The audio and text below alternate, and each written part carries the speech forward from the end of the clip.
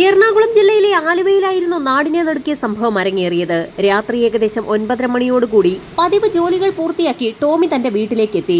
ഈ സമയത്തായിരുന്നു രാത്രി 9:30 മണിയായിട്ടും അസ്വാഭാവികമായ നിലയിൽ വാതിൽ തുറന്നു കിടക്കുന്നത് ടോമിയുടെ ശ്രദ്ധയിൽപ്പെട്ടത്. വീടിനുള്ളിലേക്ക് പ്രവേശിച്ച ടോമി പ്രധാന ഹാളും കടന്ന് ഡൈനിങ് റൂമിന് സമീപത്തേക്കെത്തി.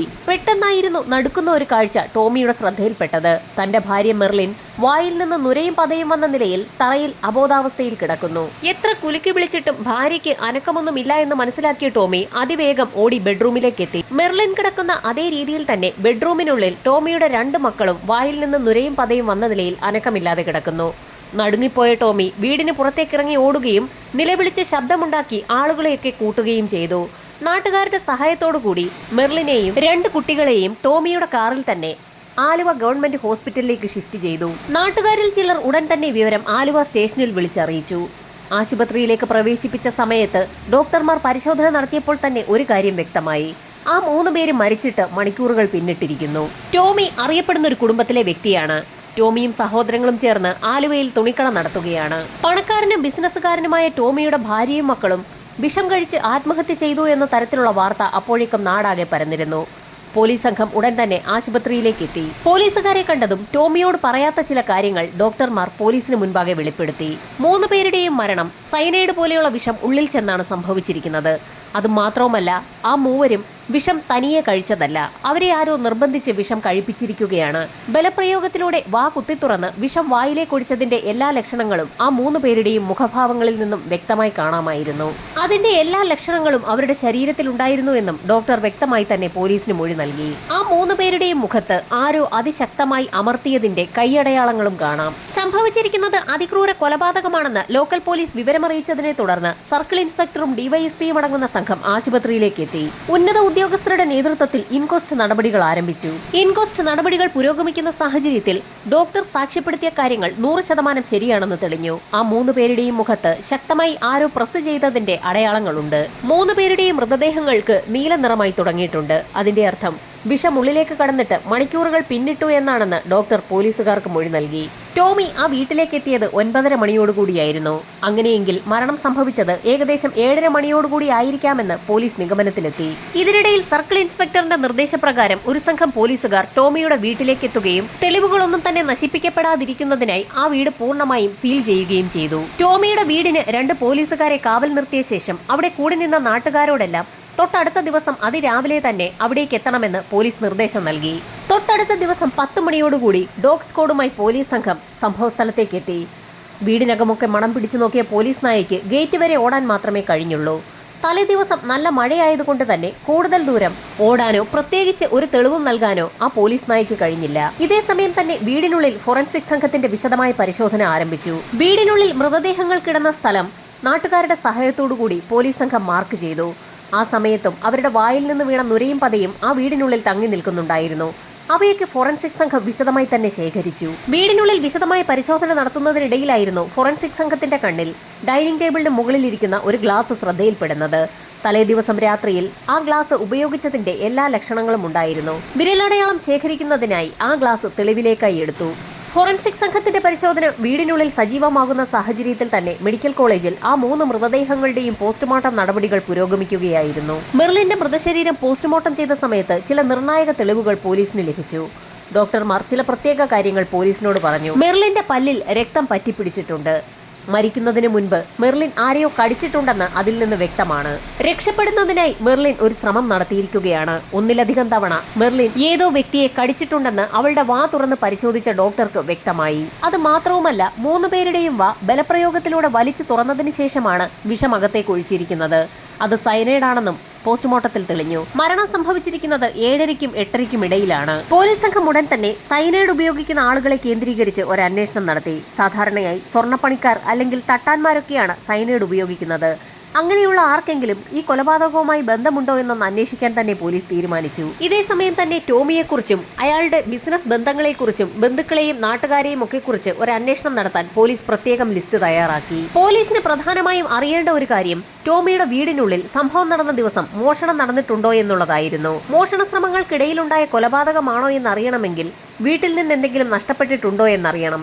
അതറിയാവുന്ന ഒരേയൊരു വ്യക്തി ടോമി ആയതുകൊണ്ട് തന്നെ ടോമിയോട് വിശദ വിവരങ്ങൾ തിരക്കാൻ പോലീസ് തീരുമാനിച്ചു. ഇതേസമയം മെഡിക്കൽ കോളേജിൽ പോസ്റ്റ്മോർട്ടം പൂർത്തിയാക്കി മെർലിന്റെയും മക്കളുടെയും മൃതദേഹം ബന്ധുക്കൾക്ക് വിട്ടു നൽകി. നിരവധി ആളുകളാണ് സംസ്കാര ചടങ്ങുകളിൽ പങ്കെടുക്കാനെത്തിയത്. ഈ സമയത്ത് മഫ്തിയിൽ വേഷം മാറിയ പോലീസ് സംഘം മറ്റുള്ള ആളുകളെയൊക്കെ നിരീക്ഷിക്കുന്നതിനായി അവിടെ ഉണ്ടായിരുന്നു. സംസ്കാര ചടങ്ങുകൾ പൂർത്തിയാക്കിയ സമയത്ത് ടോമിയുടെ അടുത്തേക്ക് പോലീസ് സംഘം എത്തുകയും ആ വീട്ടിൽ മോഷണം നടന്നിട്ടുണ്ടോ എന്നുള്ള കാര്യം അന്വേഷിക്കുകയും ചെയ്തു. പോലീസിന്റെ നിർദ്ദേശമനുസരിച്ച് ടോമി വീടിനുള്ളിലൊക്കെ ഒരു പരിശോധന നടത്തി. പരിശോധനയിൽ ടോമിക്ക് ഒരു കാര്യം വ്യക്തമായി. ആഭരണങ്ങൾ ഇരിക്കുന്ന കൂട്ടത്തിൽ നിന്നും തന്റെ ഭാര്യ മെർലിന് വളരെയേറെ ഇഷ്ടപ്പെട്ട ഒരു മാല മാത്രം മിസ്സായിട്ടുണ്ട്. അക്കാര്യം ഉടൻ തന്നെ ടോമി പോലീസിനെ അറിയിക്കുകയും ചെയ്തു. എന്നാൽ പോലീസിന് അത് കേട്ട് ശരിക്കും അമ്പരപ്പാണുണ്ടായത്. മോഷണം നടത്താനെത്തിയ കള്ളൻ അല്ലെങ്കിൽ കള്ളന്മാർ എന്തുകൊണ്ടാകാം നിരവധി ആഭരണങ്ങൾ അവിടെ ഇരുന്നിട്ടും അതിൽ നിന്നും ഒരു മാല മാത്രം മോഷ്ടിച്ചതെന്നായിരുന്നു പോലീസിന്റെ സംശയം. ടോമിയോട് കൂടുതൽ കാര്യങ്ങൾ പോലീസ് സംഘം അന്വേഷിച്ചറിഞ്ഞു. ബിസിനസ്സിൽ ടോമിക്ക് പറയത്തക്ക ശത്രുക്കളൊന്നും ഇല്ല എന്ന് അയാൾ പോലീസിന് മൊഴി നൽകി. പോലീസ് സംഘം ഉടൻ തന്നെ മറ്റുള്ള ആളുകളെയൊക്കെ ചോദ്യം ചെയ്യാൻ തുടങ്ങി. അയൽവാസികളെയൊക്കെ വിശദമായി തന്നെ പോലീസ് സംഘം ചോദ്യം ചെയ്തു. പോലീസിന് അറിയേണ്ടിയിരുന്നത് സംഭവം നടന്ന ദിവസം 7 മണിക്ക് ശേഷം ആ വീട്ടിൽ അസ്വാഭാവികമായ നിലയിൽ ആരെയെങ്കിലും നാട്ടുകാർ കണ്ടിട്ടുണ്ടോ എന്നുള്ളതായിരുന്നു. പലരെയും ചോദ്യം ചെയ്ത കൂട്ടത്തിൽ ഒരാൾ ഒരു കാര്യം പോലീസിനോട് പറഞ്ഞു.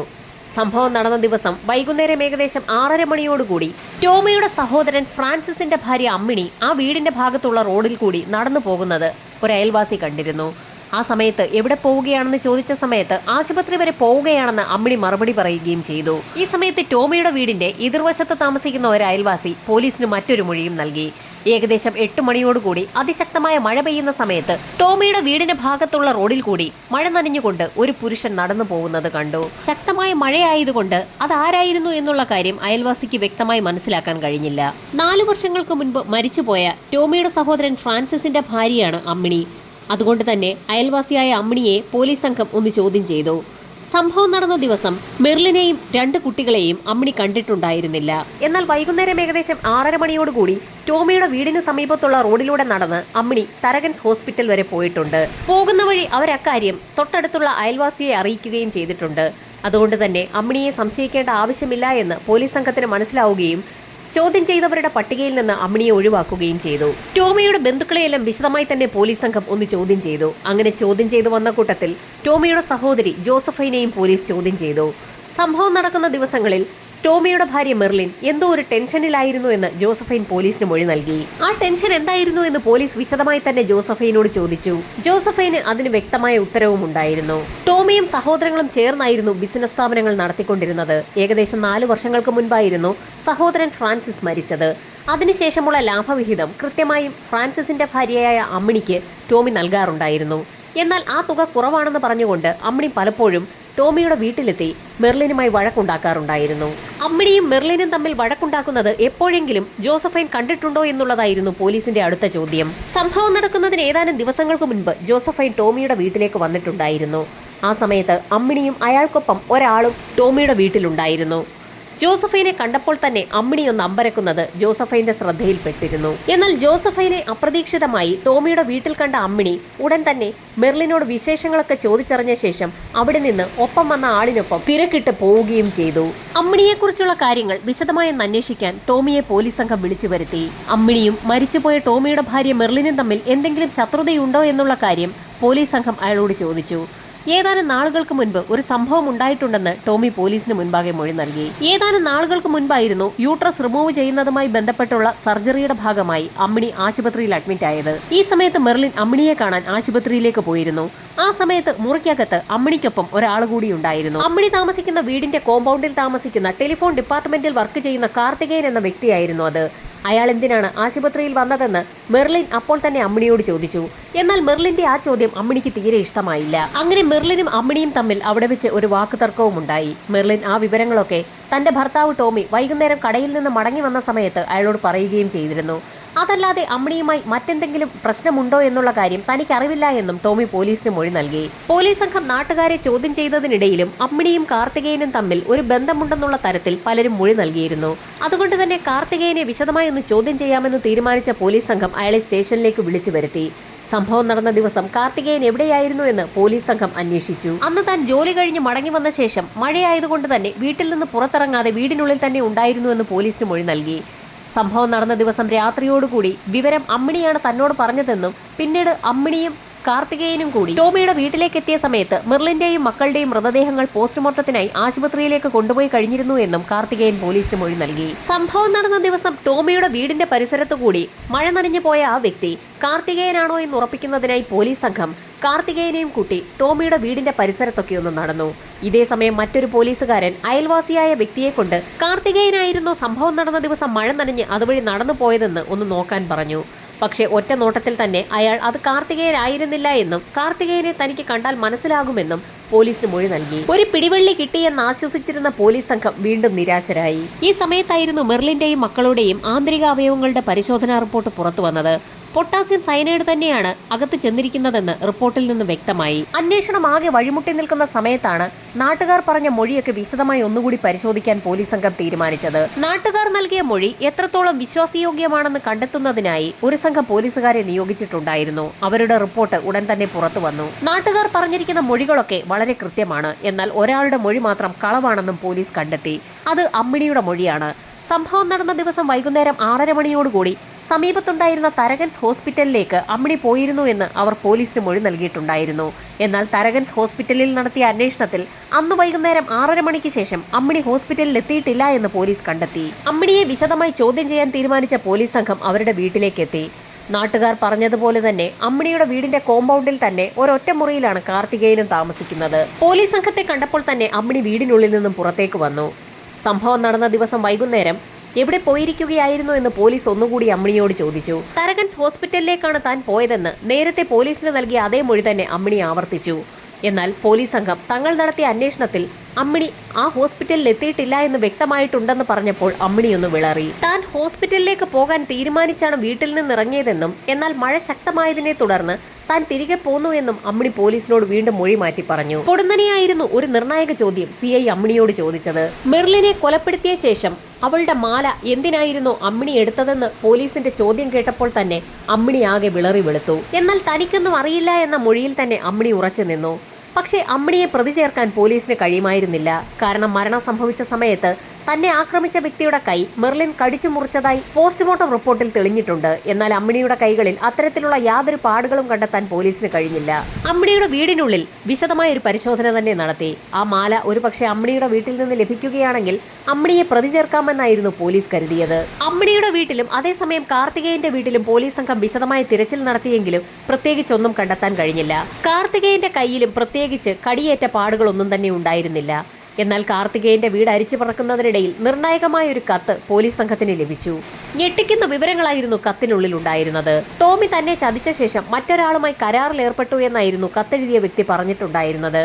അതുകൊണ്ട് തന്നെ ടോമിയെയും കുടുംബത്തെയും ഇല്ലാതാക്കുന്നതിനായി വല്ല കൂടോത്രവും ചെയ്യണമെന്നായിരുന്നു കത്തെഴുതിയ വ്യക്തി കത്തിൽ സൂചിപ്പിച്ചിട്ടുള്ളത്. എന്നാൽ കത്തെഴുതിയ വ്യക്തിയുടെ പേര് അതിനുള്ളിൽ ഉണ്ടായിരുന്നില്ല. കത്തെഴുതിയത് ആരാണെന്ന് എത്ര ചോദിച്ചിട്ടും കാർത്തികേയൻ പോലീസിനോട് പറഞ്ഞതുമില്ല. ഈ സമയത്ത് അമ്മിണിയുടെ വീട് ഒന്നുകൂടി അരിച്ചു പറക്കാൻ പോലീസ് സംഘം തീരുമാനിച്ചു. അമ്മിണിയുടെ വീട്ടിൽ നിന്നും അവർ സ്ഥിരമായി എഴുതാറുണ്ടായിരുന്ന ഒരു ഡയറി കുറിപ്പ് പോലീസ് കണ്ടെടുത്തു. ഡയറിയിലെ കൈയക്ഷരവും കാർത്തികേയന്റെ വീട്ടിൽ നിന്ന് ലഭിച്ച കത്തിലെ കൈയക്ഷരവും ഏകദേശം ഒരുപോലെയാണെന്ന് മനസ്സിലാക്കിയ പോലീസ് സംഘം അത് വിദഗ്ധ പരിശോധനയ്ക്ക് അയക്കാൻ തീരുമാനിച്ചു. ഇതോടൊപ്പം തന്നെ അമ്മിണിയെയും കാർത്തികേയനെയും വിശദമായി ചോദ്യം ചെയ്യുന്നതിനായി ആലുവ പോലീസ് ക്ലബിലേക്ക് വിളിച്ചു വരുത്തി. ചോദ്യം ചെയ്യലിൽ അമ്മിണി ചില കാര്യങ്ങളൊക്കെ തുറന്നു പറഞ്ഞു.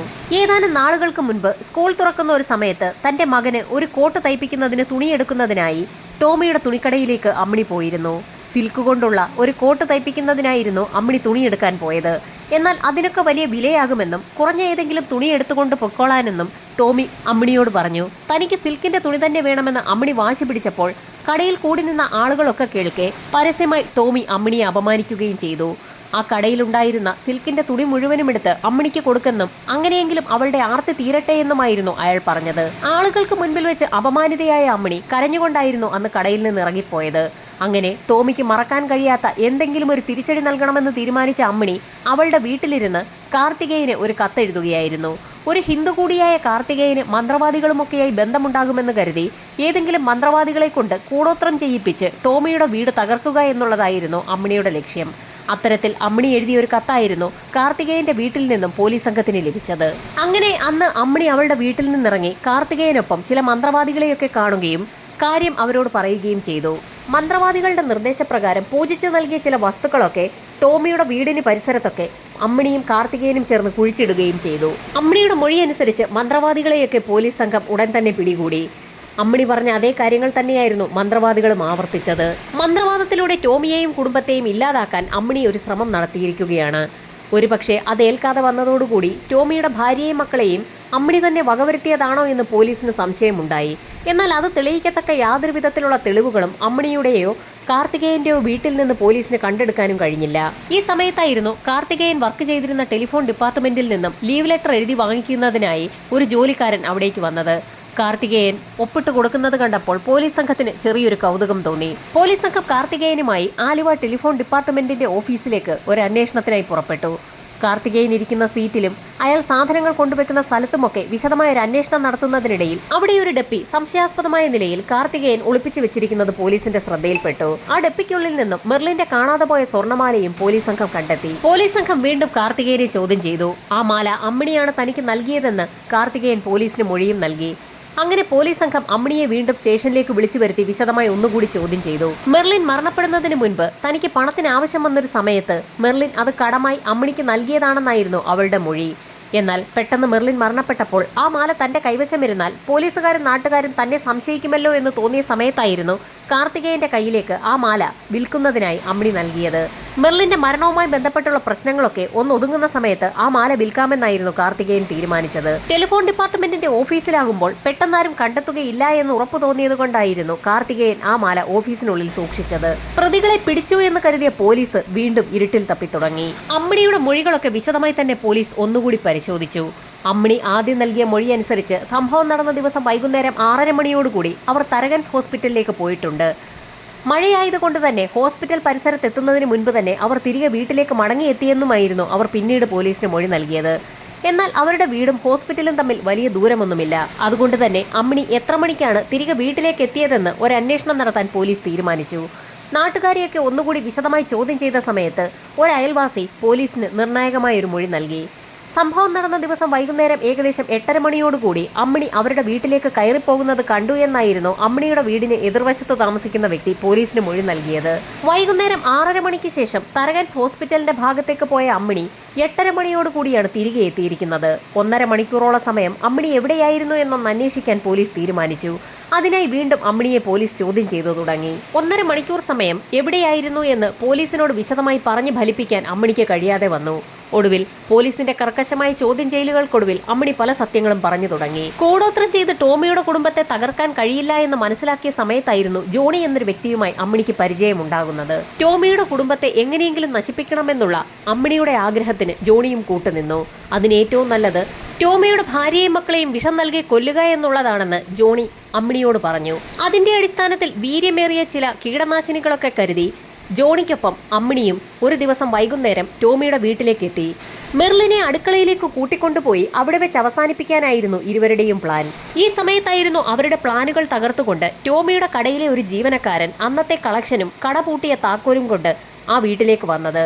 ജീവനക്കാരൻ അമ്മിണിയെയും ജോണിയെയും കാണുകയും ചെയ്തു. അതുകൊണ്ട് തന്നെ അന്ന് ആ പ്ലാൻ നടപ്പിലാവുകയില്ല എന്ന് മനസ്സിലാക്കിയ ഇരുവരും ടോമിയുടെ വീട്ടിൽ നിന്ന് പോവുകയും ചെയ്തു. ടോമിയെയും കുടുംബത്തെയും ഇല്ലാതാക്കിയാൽ വലിയൊരു തുക പ്രതിഫലമായി നൽകാമെന്ന് അമ്മിണി ജോണിക്ക് വാക്ക് നൽകിയിരുന്നു. അതുകൊണ്ട് തന്നെ ആ പ്ലാൻ എങ്ങനെയെങ്കിലും നടപ്പിലാക്കണമെന്ന് തീരുമാനിച്ച ജോണി തോമസ് എന്നൊരു വ്യക്തിയെ കൂടി കൂടെ കൂട്ടാൻ തീരുമാനിച്ചു.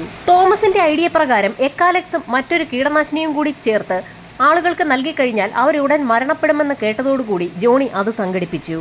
അങ്ങനെ അമ്മിണിക്കൊപ്പം ജോണിയും തോമസും കൂടി ചേർന്നു. പ്ലാൻ നടപ്പിലാക്കാൻ തീരുമാനിച്ച ആ മൂവർ സംഘം അതിനായി ഒരു ദിവസം തിരഞ്ഞെടുക്കുകയും ടോമിയുടെ വീട്ടിലേക്ക് എത്തുകയും ചെയ്തു. അതൊരു വൈകുന്നേരമായിരുന്നു.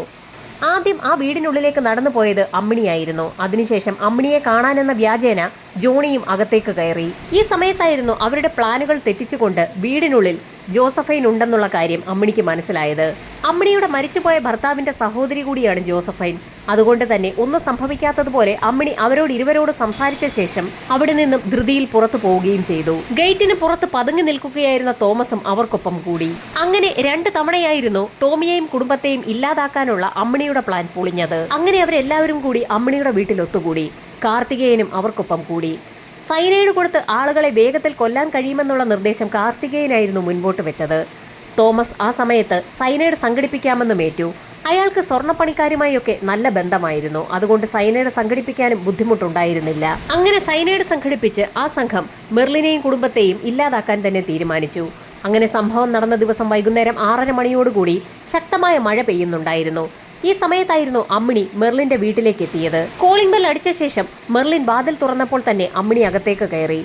ഏതാനും നിമിഷങ്ങൾക്കകം തന്നെ അമ്മിണിയെ കാണാനെന്ന വ്യാജേന ജോണിയും അവിടേക്ക് എത്തി. ജോണിയെ നേരത്തെ തന്നെ അമ്മിണിക്കൊപ്പം കണ്ടിട്ടുള്ളത് കൊണ്ട് മെർലിന് സംശയവും തോന്നിയില്ല. കുടിക്കാൻ അല്പം വെള്ളം വേണമെന്ന് ജോണി ആവശ്യപ്പെട്ടപ്പോൾ തന്നെ മെർലിൻ അടുക്കളയിലേക്ക് പോയി. ഈ സമയത്ത് ആരുമറിയാതെ തോമസും അവിടേക്ക് എത്തി. അടുക്കളയിൽ വെള്ളമെടുക്കുകയായിരുന്ന മെർലിന്റെ അടുത്തേക്ക് ജോണിയും തോമസും കൂടി ചെന്നു. മെർലിൻ തിരിഞ്ഞു നോക്കിയ സമയത്ത് പെട്ടെന്നായിരുന്നു 2 ചെറുപ്പക്കാർ തനിക്ക് മുൻപിൽ നിൽക്കുന്നത് മെർലിൻ കണ്ടത്. അമ്പരന്ന് പോയ മെർലിന്റെ കയ്യിൽ നിന്നും വെള്ളവും ഗ്ലാസും ജോണി പിടിച്ചു വാങ്ങി തൊട്ടടുത്തുണ്ടായിരുന്ന ടേബിളിലേക്ക് വെക്കുകയായിരുന്നു. മെർലിൻ നിലവിളിച്ച് കരയാതിരിക്കുന്നതിനായി അവളുടെ വാ പൊത്തിപ്പിടിക്കാൻ തോമസ് ശ്രമിച്ചെങ്കിലും അവൾ കുതറി മാറി. പെട്ടെന്നായിരുന്നു ജോണി മെർലിന്റെ വാ പൊത്തിപ്പിടിക്കാൻ ശ്രമിച്ചത്. ജോണിയുടെ കൈയിലേക്ക് മെർലിൻ ആഞ്ഞു കടിച്ചു. അപ്രതീക്ഷിതമായി കടിയേറ്റ ജോണി കൈ പെട്ടെന്ന് തിരിച്ചതും അയാളുടെ കൈയുടെ പിൻഭാഗത്തും കടി കിട്ടി. മെർലിൻ ഓടി രക്ഷപ്പെടാൻ ശ്രമം നടത്തിയെങ്കിലും അവരിരുവരും ചേർന്ന് മെർലിന്റെ വായിലേക്ക് ബലപ്രയോഗത്തിലൂടെ സൈനൈഡ് ഒഴിച്ചു കൊടുക്കുകയായിരുന്നു. അകത്തെ മുറിയിൽ പഠിച്ചുകൊണ്ടിരിക്കുകയായിരുന്ന കുട്ടികളുടെ അടുത്തേക്ക് അമ്മിണി ചെല്ലുകയും വാതിൽ ചാരുകയും ചെയ്തിരുന്നു. പുറത്ത് ശക്തമായ മഴയും പെയ്യുന്നതിനാൽ അടുക്കളയിൽ നടന്ന സംഭവ വികാസങ്ങളൊന്നും ആ കുട്ടികൾ അറിഞ്ഞതുമില്ല. മെർലിന്റെ മരണം ഉറപ്പാക്കിയ ശേഷം ജോണി കുട്ടികളുണ്ടായിരുന്ന ആ മുറിയിലേക്ക് കടന്നു വന്നു. ജോണിയും അമ്മിണിയും ചേർന്ന് 2 കുട്ടികളെയും ബലപ്രയോഗത്തിലൂടെ സൈനൈഡ് കഴിപ്പിക്കുകയായിരുന്നു. കുട്ടികളുടെ മരണവും ഉറപ്പാക്കിയ ശേഷം ടോമിയുടെ മുറിയിൽ കടന്നു ചെന്ന അമ്മിണി അലമാര തുറന്ന് അലമാരയ്ക്കുള്ളിൽ നിന്നും ഒരു മാല മാത്രം പുറത്തെടുത്തു. അവർക്ക് വ്യക്തമായ പ്ലാൻ ഉണ്ടായിരുന്നു. രാത്രി ഏകദേശം 9:30 മണിയോടുകൂടി ടോമി കടപൂട്ടി വീട്ടിലേക്കെത്തുമെന്ന് അമ്മിണിക്കറിയാമായിരുന്നു. ആ സമയത്ത് അയാളെയും അവസാനിപ്പിക്കാൻ തീരുമാനിച്ച അവർ ആ വീടിനുള്ളിൽ തന്നെ പതുങ്ങിയിരുന്നു. പക്ഷേ ഈ സമയത്ത് ജോണിയുടെ കയ്യിലെ മുറിവ് ഗുരുതരമാവുകയും കയ്യിൽ നിന്ന് രക്തം പുറത്തേക്ക് ഒഴുകുകയും ചെയ്തു. അയാൾക്ക് വേദന സഹിച്ച് അധിക സമയം വീടിനുള്ളിൽ കഴിയാൻ പറ്റില്ല എന്ന് മനസ്സിലാക്കിയതോടുകൂടി ആ സംഘം വീടിനുള്ളിൽ നിന്ന് പുറത്തിറങ്ങി. അമ്മിണി എല്ലാ കാര്യങ്ങളും പോലീസിനോട് തുറന്ന് സമ്മതിച്ചതോടുകൂടി അമ്മിണിയുടെയും കാർത്തികേയന്റെയും അറസ്റ്റ് പോലീസ് സംഘം രേഖപ്പെടുത്തി. ഈ സമയത്ത് പ്രതികളായിരുന്ന ജോണിയും തോമസും ഒളിവിലായിരുന്നു. ഏകദേശം ഒരാഴ്ചയോടുകൂടി തന്നെ പോലീസ് സംഘം അവരെയും കസ്റ്റഡിയിലെടുത്തു. അന്വേഷണം പൂർത്തിയാക്കി കുറ്റപത്രം കോടതിയിൽ സമർപ്പിച്ചു. അങ്ങനെ വിചാരണയും ആരംഭിച്ചു. ഞെട്ടിക്കുന്ന ഒരു വിധി പ്രഖ്യാപനമായിരുന്നു പെരുമ്പാവൂർ സെഷൻസ് കോടതി നടത്തിയത്. അമ്മിണിയെയും കൂട്ടരെയും വെറുതെ വിട്ടുകൊണ്ടുള്ള ഒരു വിധിയായിരുന്നു അത്. സാഹചര്യ തെളിവുകളും സാക്ഷിമൊഴികളുമൊക്കെ പോലീസ് സംഘം വിശദമായി തന്നെ ഹാജരാക്കിയെങ്കിലും അതൊന്നും അമ്മിണിയും കൂട്ടരും കൊലപാതകം നടത്തിയെന്ന് തെളിയിക്കാൻ ഉതകുന്നതൊന്നല്ല എന്നായിരുന്നു കോടതി കണ്ടെത്തിയത്. അങ്ങനെ സർക്കാർ അപ്പീലുമായി ഹൈക്കോടതിയെ സമീപിച്ചു. സെഷൻസ് ജഡ്ജിയുടെ മൊഴികളെയെല്ലാം തള്ളിക്കളഞ്ഞുകൊണ്ടുള്ള ഒരു തീരുമാനത്തിലേക്കായിരുന്നു ഹൈക്കോടതി പോയത്. പ്രതികൾക്ക് ജീവപര്യന്തം തടവ് ശിക്ഷ വിധിച്ചുകൊണ്ടുള്ള നിർണായക വിധി പ്രഖ്യാപനമായിരുന്നു ഹൈക്കോടതി നടത്തിയത്. അമ്മിണിക്ക് ഭർത്താവില്ല എന്നും കുട്ടികൾ മാത്രമാണുള്ളതെന്നും പരിഗണിച്ച് ഹൈക്കോടതി വധശിക്ഷ ജീവപര്യന്തമാക്കി കുറച്ചു.